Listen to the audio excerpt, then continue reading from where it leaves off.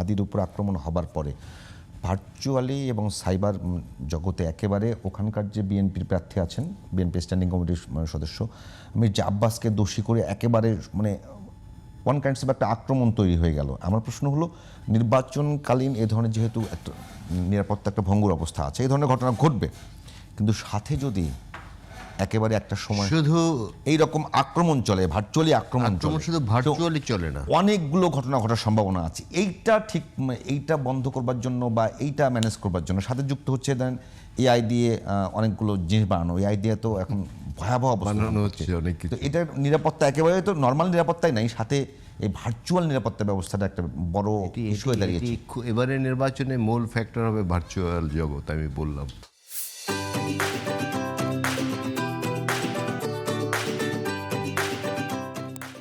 কোন প্রার্থীকে মেলাইন করতে হবে, কাকে আন্ডারমাইন করতে হবে, এটাকে ভার্চুয়াল জগৎ থেকে বলবে। আপনি ধরেন কালকে এমনও হয়েছে যে যে ছেলে মানে ওটার সঙ্গে সম্পৃক্ত না, তাকে মোটামুটি বানিয়ে সম্পৃক্ত করা হচ্ছে না। তবে এটি কিন্তু থেমেছে। যেমন প্রথম দিকে যে আব্বাস ভাইয়ের কথা বলা হয়েছিল, তিনি দায়ী এবং আব্বাস ভাই দায়িত্বশীলতার পরিচয় দিয়েছেন, তাকে তো ওটার উপর ভিত্তি করে তাকে যেভাবে অত্যন্ত দুর্ভাগ্যজনকভাবে আপনি দেখেছেন যে ঢাকা মেডিকেলে তার সঙ্গে কি আচরণ করা হয়েছে। না, এটা ওখানে যদি কোনোভাবে না হতো আরেকটা সমস্যা ক্রিয়েট হতো। হ্যাঁ, এটি আমরা প্রত্যাশা করি না। আমাদের তরুণ বন্ধুরা আন্দোলনের অগ্রভাগে ছিলেন, আন্দোলনের সামনে ছিলেন। ইট ডাজ নট মিন আমরা কাউকে মানব না, যা ইচ্ছে তাই করবো। যেমন এনসিপির দু একজন নেতা আছে যে ভাষায় কথা বলে, এগুলো বাংলাদেশের রাজনীতির সংস্কৃতি। আমাদের রাজনীতি পচে গেছে আমরা বলি, তারপর কিন্তু ন্যূনতম একটা সংস্কৃতি আছে। যেমন রাজনীতির সিনিয়র নেতাদের সম্মান করা, জুনিয়রদের স্নেহ করা। এই ইদানিং দেখে কিছু রাজনীতিবিদ হঠাৎ গজিয়ে ওঠা, কারো প্রতি কোনো মান সম্মান বোধ বলতে কিছু নেই। মির্জা আব্বাস তিনি কিন্তু একদিনে তৈরি হননি, তিনি বহু বছর এই অবস্থানে এসেছেন। তিনি এমপি ছিলেন, অবিভক্ত ঢাকার মেয়র ছিলেন, তিনি মন্ত্রী ছিলেন। তার সঙ্গে কিছু কি বলা যায় যে আচরণ করেছে, আগেই ধরে নিয়েছে, আমি বিচারটা আগেই করে ফেলছি, মির্জা আব্বাস এটি করে ভার্চুয়ালি বিচার হয়ে গেছে। হ্যাঁ, এটি ভাবা যায়, কিন্তু এটা হচ্ছে। এটি নিয়ন্ত্রণের উপায় কি? আমার মনে হয় যে যারা এই আইটি এক্সপার্ট আছে, এই ফেক জিনিস এগুলো যাতে না দিতে পারে। তবে সবচেয়ে যে কথাটি আমি বলেছি, রাজনৈতিক দলগুলোকে ইলিয়াস ভাই যে বিষয়ে সংঘবদ্ধভাবে কোনো গোষ্ঠী কোনো দল কিন্তু এগুলো করেই যাচ্ছে, কিন্তু সেইটাকে নিয়ন্ত্রণ করবার যদি কোনো ওয়ে তৈরি করা না, ওইটা রাজনৈতিক দলগুলোকে দায়িত্বশীল হতে হবে, তাদের কর্মীদের এগুলো থামানো উচিত।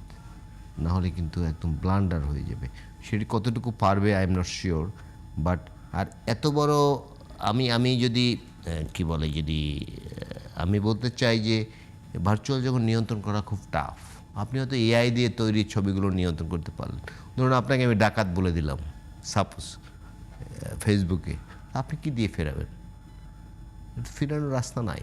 এটি সত্য না মিথ্যে এটা তো ফেসবুক বুঝবে না, সেগুলো ছেড়ে দেবে। সুতরাং এগুলো আমাদের রাষ্ট্রের বড় সমস্যা হচ্ছে যে আমাদের এখন নৈতিক শিক্ষা বলতে কিছু নেই। আপনি আমার একজন স্নেহভাজন, আপনাকে কী ভাষায় আমি কথা বলবো, আপনার কতটুকু আপনার বিষয়ে আমি দেখব, এগুলো আমার মধ্যে এগুলো থাকতে হবে। যদি এগুলো না থাকে তাহলে কিন্তু মান সম্মান, যেটি আগেও বলেছি, এগুলো একদম উবে যাচ্ছে। নৈতিক শিক্ষাটার বড় অভাব আমাদের। এই ধরো এত ছোট একটি ভূখণ্ড, আমি আগেও স্টুডিওতে বলেছি যে পৃথিবীর 1000 ভাগের 1 ভাগ স্থলভাগ হচ্ছে বাংলাদেশ, আর 1000 ভাগের 27 ভাগ মানুষ হচ্ছে বাংলাদেশে। জনচাপে পিষ্ট একটি দেশ। এখন কিন্তু যানজট লাগে না, জনজটের কারণে আপনি রাস্তায় চলতে পারবেন না, আপনি ফুটপাথ দিয়ে কারণ বাজে হাঁটতে পারবেন না, এই তোফানে হাঁটতে পারবেন না।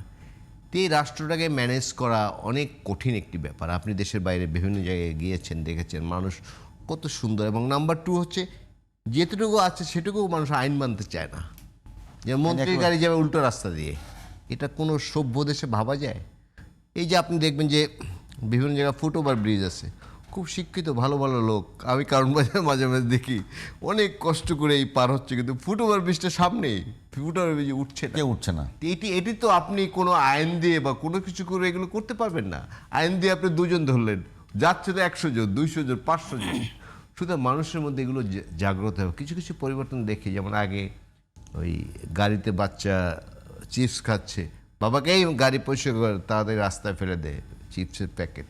কিন্তু এইসব মানসিকতা একটু চেঞ্জ হচ্ছে। হ্যাঁ, সুতরাং মানুষকে নিজেদের সচেতন হতে হবে। সচেতন যদি না হয়, ক্যাম্পেইনটা কি চলছে আমাদের? সেই ক্যাম্পেইনটা চালানো দরকার। আপনি ভালো বলেছেন, সেই ক্যাম্পেইনটা চালানো দরকার, সেই নৈতিক শিক্ষা চালানো দরকার। ছোট্ট ছোট্ট বিষয় কিন্তু আমাদের দেশটা চেঞ্জ করে দিতে পারে একদম, আমার মনে হয়। এই যে ছোট ছোট অনিয়মগুলো আমরা করি, যেমন এই আমরা গাড়ি নিয়ে উল্টো দিকে চলে যাচ্ছি, এটি না গেলে কিন্তু বিরাট মহাভারত অশুদ্ধ হয়ে যাবে না, এটা কিন্তু মানা যায়। আমি ফুটওভার ব্রিজ আছে, আমি নিচ দিয়ে